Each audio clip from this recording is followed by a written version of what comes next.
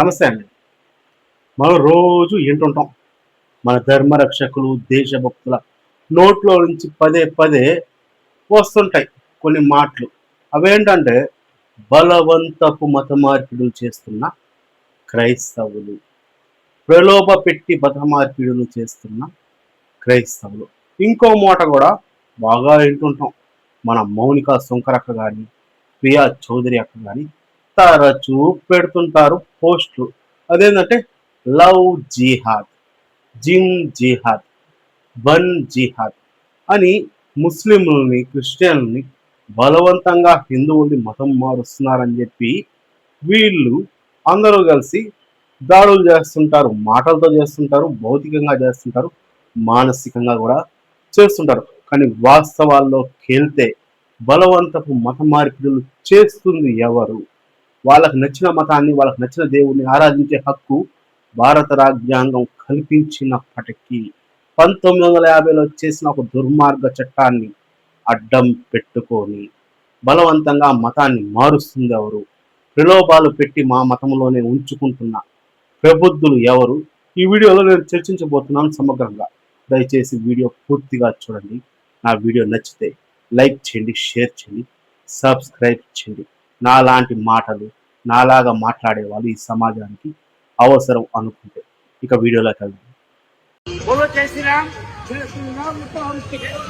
जय श्री राम। जय श्री कृष्ण।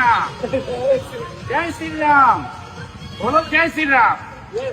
जय श्री राम मिलेगा तभी प्रसाद मिलेगा।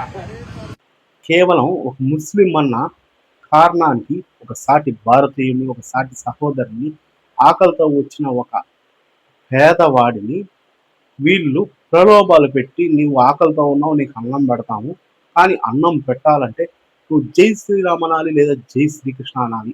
అనడం బలవంతంగా మతం మార్చడమా లేదా బలవంతంగా వాళ్ళ వ్యక్తిగత అభిప్రాయాల్ని వీళ్ళు హరించడమా లేదా బలవంతంగా వీళ్ళు రాజ్యాంగంలో కల్పించిన ఆర్టికల్ 25ని హరించడమా కాదా? బలవంతంగా రాజ్యాంగంలో కల్పించిన ఆర్టికల్ 28లోని మత స్వేచ్ఛని వీళ్ళు హరించడమా కాదా? వాస్తవానికి బలవంతంగా మత మార్పిడిని చేస్తుంది ఎవరు?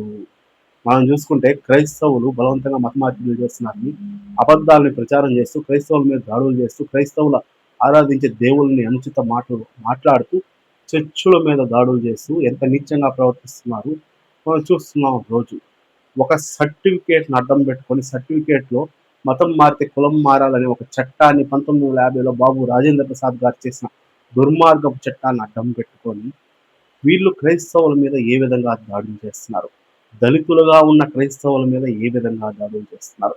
నిజంగా ఇది క్రైస్తవుల మీద జరుగుతున్న దాడిగా మనం పరిగణించాలా, లేదా దళితుల మీద క్రైస్తవ మతాన్ని అడ్డం పెట్టుకొని చేస్తున్న దాడిగా మనం పరిగణించాలా కూడా అర్థం కాని పరిస్థితి.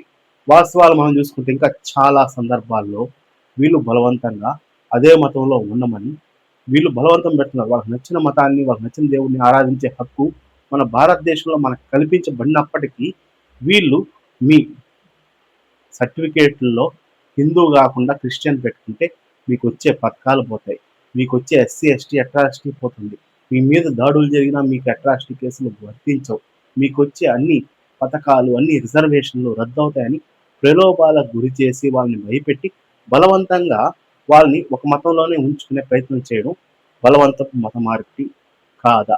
మరి నిజంగా బలవంతపు మత మార్పిడి చేస్తుంది ఎవరు? క్రైస్తవులు వాళ్ళకి కలిగిన మత స్వేచ్ఛ వల్ల వాళ్ళు వాళ్ళ దేవుడిని, వాళ్ళు ఆరాధించే మతాన్ని ప్రచారం చేసుకుంటున్నారు. వాళ్ళు ప్రచారం చేసుకుంటుంటేనే వాళ్ళ మీద దాడులు చేస్తున్నారే. ఎవరు మీరు? కుటుంబ విషయంలో త్వరపడే మనిషిగా చేయండి. మీరు వద్దు ఆపండి, ఆపాలి, మీరు ఆపాలి. మీరు ఎవరు? ఎవరు ఇక్కడ ఇక్కడ ఏం చేస్తున్నారు? వీళ్ళంతా ఎవరు?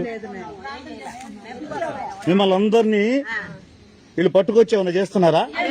మరి ఎందుకు ఇక్కడ ఎందుకు కూర్చున్నారు ఇక్కడ? మరి వాళ్ళ ప్రార్థన ఏంటి? నెత్తిన ముందు మీరేం చేస్తున్నారు? మరి వెళ్ళిపోండి, వాళ్ళ ఇంటికి వెళ్ళి వాళ్ళ ఇంట్లో కూర్చోండి, అక్కడ చేసుకోండి.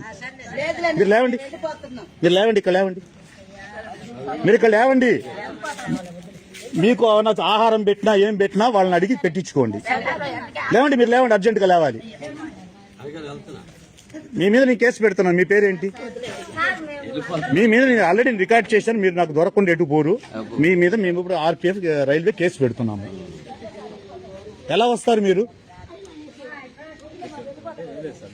ఎలా వస్తారండి మీరు? మీ ఇంట్లో తీసుకెళ్ళండి. మీ ఇంట్లో వద్దు, మా డబ్బులు తీసుకో. ఈ ఒక్క విషయమే కాదు, ఈ మధ్య కాలంలో నిన్ననే మోనాలిసా, మీకు తెలుసు, మన సోషల్ మీడియాలో చాలా పాపులర్ అయింది. పూసలు అమ్ముతూ ఆమె పెద్ద స్టార్ అయిపోయింది, సెలబ్రిటీ అయిపోయింది మన సోషల్ మీడియా వల్ల. ఆమె ప్రేమించి ఒక ముస్లిం వ్యక్తిని పెళ్లి చేసుకుంటే నిన్న వెళ్ళి హైకోర్టులో తను ఒక కేసు ఫైల్ చేసింది. అదేంటంటే దేశం కోసం, ధర్మం కోసం అని పోరాడే వ్యక్తుల మీద తను కంప్లైంట్ ఫైల్ చేసింది. వాళ్ళ నుంచి ఈమెకి ప్రాణహాని ఉందని. ఎందుకు ప్రాణహాని ఉంది? తను ఏమన్నా నేరం చేసిందా? తను ఏమన్నా తప్పు చేసినా? సోషల్ మీడియాలో తను పాపులర్ అయింది. ఆ పాపులారిటీ వల్ల తనకు కొంచెం డబ్బులు వచ్చాయి, కొంచెం ఆదాయం వచ్చింది. తన జీవితం మారింది. తన జీవితం మారిన తర్వాత తన అభిప్రాయం ప్రకారం, తన వ్యక్తిగత ఆలోచన ప్రకారం ఒక వ్యక్తిని పెళ్లి చేసుకుంది. ఆ వ్యక్తి పొరపాటున ముస్లిం అవ్వడం వల్ల ఈరోజు తన ప్రాణాలకి హాని కలిగించే పరిస్థితి వచ్చింది. అదన్నమాట విషయం. ఈ ప్రాబ్లం వచ్చిందే కాదు, ఆమె ఒక ముస్లింని పెళ్లి చేసుకోబట్టి అతను భారతీయుడైనా, అతను ఈ దేశంలో భాగస్థుడైనప్పటికీ అతన్ని ఇలా వాళ్ళని చంపుతామని బెదిరించడం చాలా దురదృష్టకరం. ఇది మన దేశంలో క్షీణిస్తున్న మత స్వేచ్ఛని చక్కని నిదర్శనం.